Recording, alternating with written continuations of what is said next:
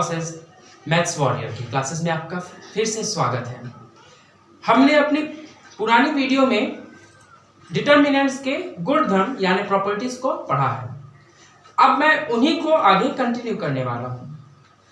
Friends, जो भी हमारे वीडियो को आज पहली बार देख रहे हैं, मैं उनसे यही कहूँगा कि एक बार आप हमारे पुराने डिटर्मिनेंट्स के सभी वीडियोस को जा करके देख लें, क्योंकि मैंने एलिमेंट्स किसे कहते हैं, रो क्या है, कॉलम क्या है, कौन से ऑर्डर का मैट्रिसेस है और कितने इसमें गुणधर्म लगते हैं, ये सब मैंने कुछ पहले बतला दिया है। तो हम आगे कंटिन्यू करने वाले हैं। तो जो नहीं देखे हैं वो हमारे चैनल के अंदर जाएं और आपको हमारे डिस्क्रिप्शन बॉक्स में सब कुछ मिल जाएगा। हम अपने इंस्टाग्राम लिंक भी देंगे, तो आप कमेंट में, वैसे तो हमारा हमेशा इंतजार रहता है आपका कि आपका क्या कमेंट आने वाला है। तो आइए आगे हम गुणधर्म को कंटिन्यू करते हैं। देखिए गुणधर्म क्या कहता है, मैं एक बार रीड कर लेता हूं।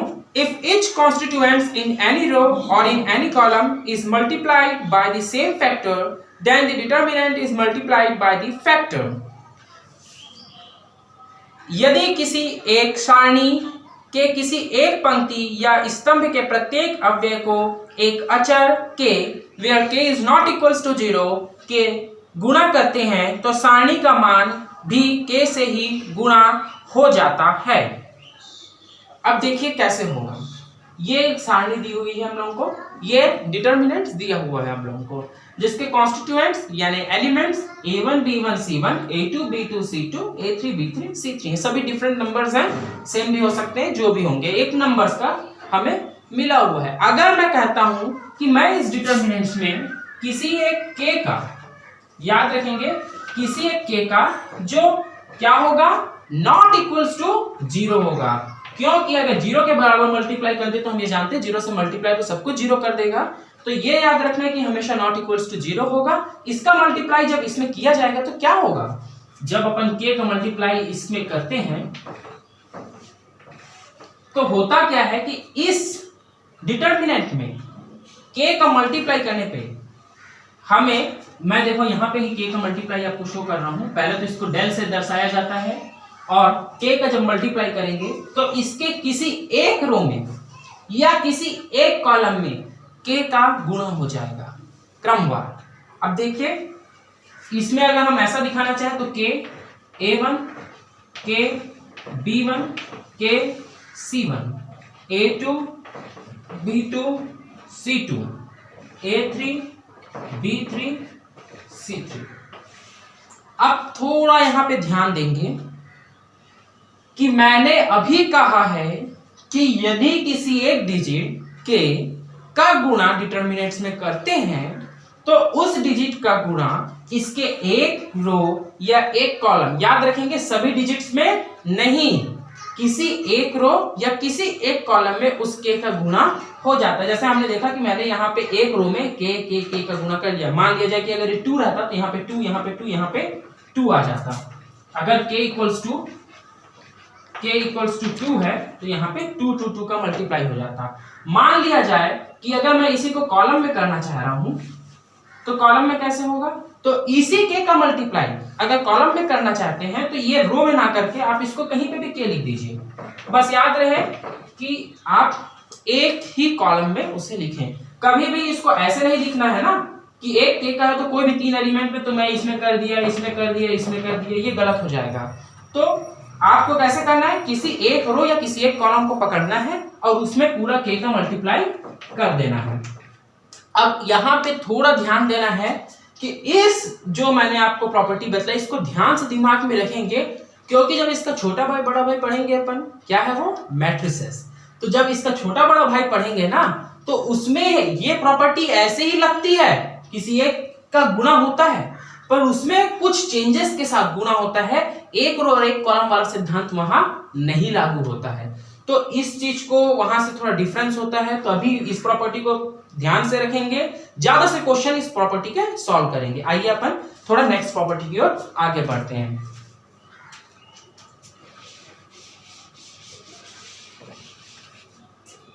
नेक्स्ट प्रॉपर्टी क्या कहती है, if each constituents in any row or column consisted of 2 terms, then the determinants can be expressed as the sum of other two determinants. देखिए यहां पे एक डिटर्मिनेंट दिया हुआ है, यह डिटर्मिनेंट कुछ अभी तक के पढ़े हुए सभी डिटर्मिनेंट्स यानी सभी सारणियों से भिन्न है। कैसे डिफरेंट है ये a1 प्लस अल्फा 1 है, ये अल्फा है बेटा, इसको ऐसे भी लिख सकते हैं अल्फा 1, आपको अगर दिक्कत जाए a क्योंकि सिमिलर दिखता है तो a प्लस अल्फा 1 है, b प्लस बीटा 1 है, c प्लस गामा 1 है, a2 b2 c2 a3 b3 c3 है। ये जो अपना एलिमेंट्स आए इसमें हमको दिख रहा है कि ये 2 के सम में है, ये 2 के सम में है, ये कोई 2 के सम में है। जब भी हमको इस प्रकार से कोई 2 के सम में मिले ना तो हमें क्या करना होता है कि हम इसको कैसा लिख सकते हैं, इस पार्टिकल को मैं लेकर के चलूंगा a1 a2 a3 b1 b2 b3 c1 c2 c3, ठीक है, और प्लस लगेगा यहां पर, और फिर जो बचा हुआ हिस्सा इसमें अल्फा 1 एडेड था, इसमें बीटा 1 एडेड था, इसमें गामा 1 एडेड था, तो ये अल्फा 1 बीटा 1 गामा 1 को लेकर के एक अलग बनेगा अपना डिटर्मिनेंट्स। ये अल्फा 1 आएगा, फिर ये a2 ये a3, ये बीटा 1 आएगा, ये b2 ये b3, और ये गामा 1 आएगा, ये c2 ये c3। तो ये याद रखेंगे इसमें कि जब भी हमारा 2 के ऐड में फॉर्म में आएगा कि अल्फा 1 प्लस, ये इस प्रकार से रहेगा कि किसी 2 का एडिशन है, किसी 2 का एडिशन है, किसी 2 का एडिशन है, तो हमको याद रखना है एक फर्स्ट पार्टिकल को लेकर के, बाकी नीचे के सभी ऐसे ही रहेंगे, और इसको एक बार लिख देना, फिर एडिशन में लाकर के जो छूटा हुआ एलिमेंट है ये इसको लेकर के एक बार लिख देना है।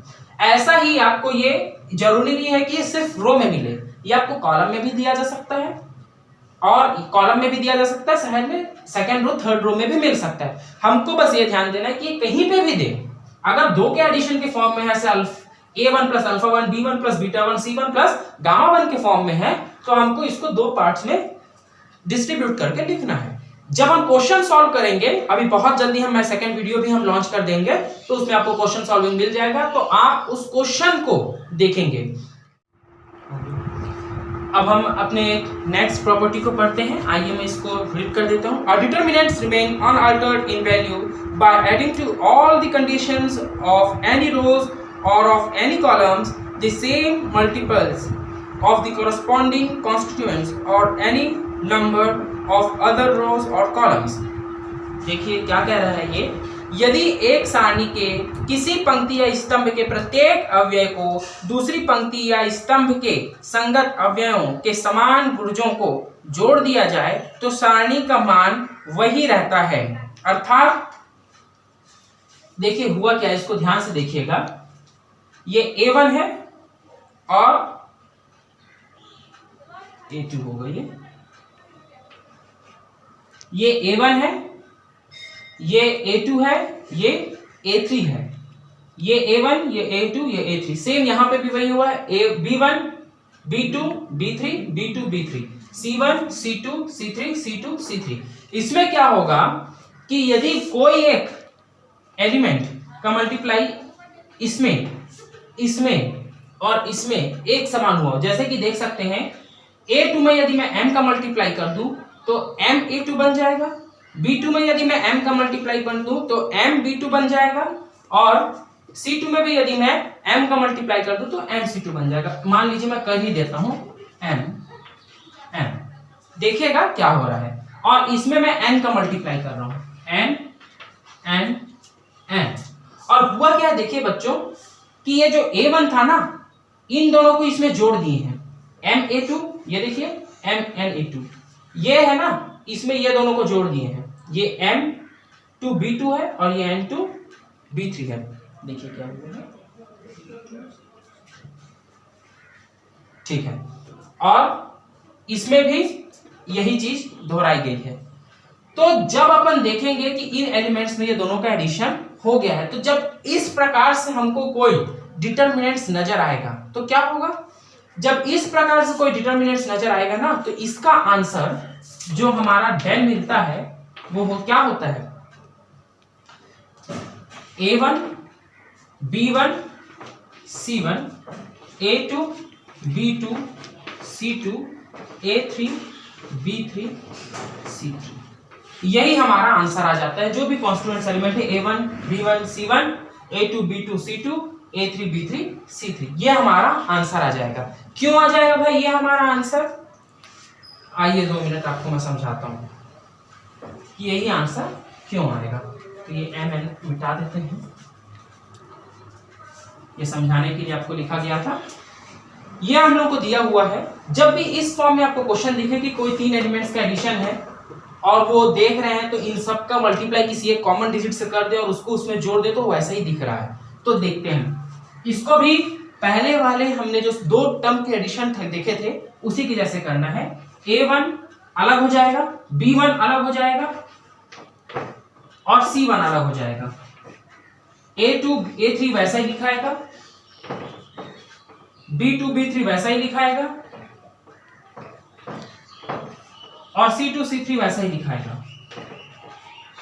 ये हुआ, फिर प्लस का साइन लगेगा, फिर क्या होगा, ये टर्म ये टर्म ये टर्म ये टर्म ये टर्म ये टर्म और ये टर्म ये टर्म ये टर्म का एडिशन होगा। तो चलिए करते हैं, M A2 A2 A3, ठीक है, M2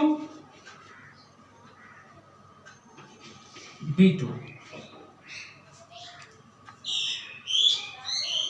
ये 2 नहीं लगेगा बेटा इसमें, ये M B2 B2 और फिर उसके बाद में आएगा B2 और B3। ठीक इसी प्रकार से M C2 और इसके नीचे में C2 है और C3। आइए देखते हैं इसमें क्या हुआ। और इस प्रकार से एक और एलिमेंट बचा, जल्दी से उसको भी लिख देते हैं, ये वाला Na3 A2 A3, उसी के नीचे के एलिमेंट्स को लिखा हूं, NB3 NB3 B2 और B3 और NC3 C2 C3। ये हुआ। अब क्या होगा, थोड़ा ध्यान देंगे, ये हमारा बचे रहेगा, इसमें तो कुछ नहीं हुआ। ये 3 ऑर्डर का डिटर्मिनेंट्स दिख रहा है।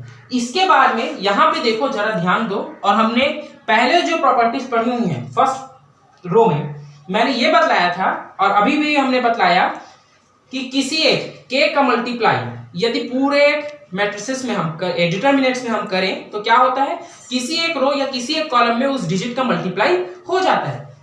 यही चीज कॉमन निकालने में भी काम करेगी बेटा। तो कॉमन निकालने में देखो, यहाँ पे m यहाँ पे m यहाँ पे m का मल्टीप्लाई है। तो अगर मैं चाहूं तो इस m को यहां से मिटा के यहां से मिटा दूं और यहां से गायब कर दूं और इस m को यहां लिख दूं, तो क्या कुछ गलत है? नहीं, क्योंकि m का मल्टीप्लाई हम किसी एक रो किसी एक कॉलम में करते हैं, तो वैसे ही उसको कॉमन भी निकाल सकते हैं किसी एक रो किसी एक कॉलम से। ठीक, यहाँ पे ये n कॉमन निकलेगा, यहां पर से ये n कॉमन निकलेगा। और जैसे ये m और n कॉमन निकलता है ना, हमने एक प्रॉपर्टी पढ़ी हुई है। कौन सी प्रॉपर्टी पढ़ी हुई है बेटा? थोड़ा पॉज करके एक बार आप लोगों को देखना होगा, वो दोनों प्रॉपर्टी इसमें लग रही है। पॉज कर लीजिए और एक बार देखिए। चलिए मैं बतलाता हूं। ये देखिए, ये A2 है, ये भी A2 है, ये B2 है, ये भी B2 है, ये C2 है, ये भी C2। सेम यहाँ पे ये A3 है, ये भी ये A3 है, और ये B3 है, ये भी B3 है, ये C3 है, ये भी C3 है। क्या हुआ? 2 रोज सेम है, 2 रोज सेम है। और जब 2 रो या 2 कॉलम आइडेंटिकल हो जाते हैं, सेम हो जाते हैं, एक समान हो जाते हैं, तो वो पूरा एलिमेंट 0 हो जाता है। मतलब ये 0 हो गया, ये 0 हो गया, तो बचा क्या? यही बचा ना। तो यही तो हमको प्रूफ करना था।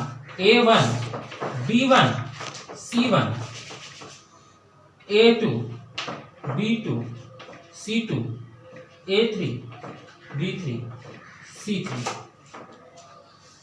ये हम लोग का आ गया है आंसर। यही हम लोग को प्रूफ करना था कि आएगा।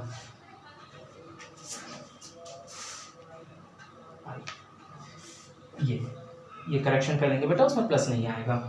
ठीक है, तो ये हमारा आंसर। पॉज करो। तो चलो बेटे, ये क्लास प्रॉपर्टी में आप लोग को समझाने वाला हूं। इसके बाद हम बहुत मजा आने वाला है। वीडियो को नेक्स्ट वीडियो जरूर देखिएगा, क्योंकि अभी रियल मजा है। अभी तक के हमने जितनी मेहनत करी ना, ये इतनी प्रॉपर्टीज, इतने गुणधर्म पढ़े, इसका यूज कहाँ है, तो अब वो हम देखने वाले हैं।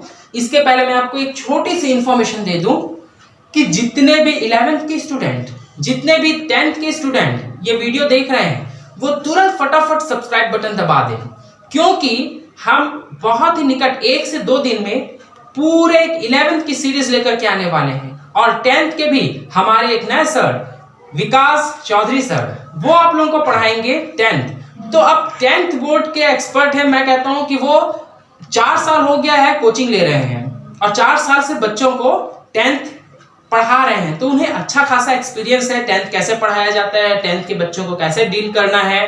मुझे लगता है वो अपने एक्सपीरियंस का पूरा निचोड़ आपको देंगे।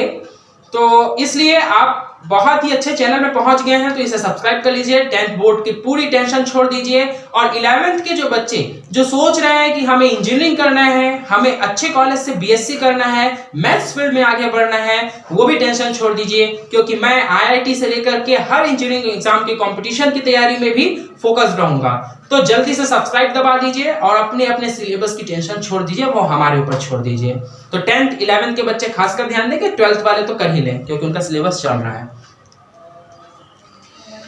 और बेल आइकन जरूर दबा देंगे, वरना नोटिफिकेशन से आप मिस हो जाएंगे। तो चलिए आगे एक जल्दी से मैं पढ़ दूं।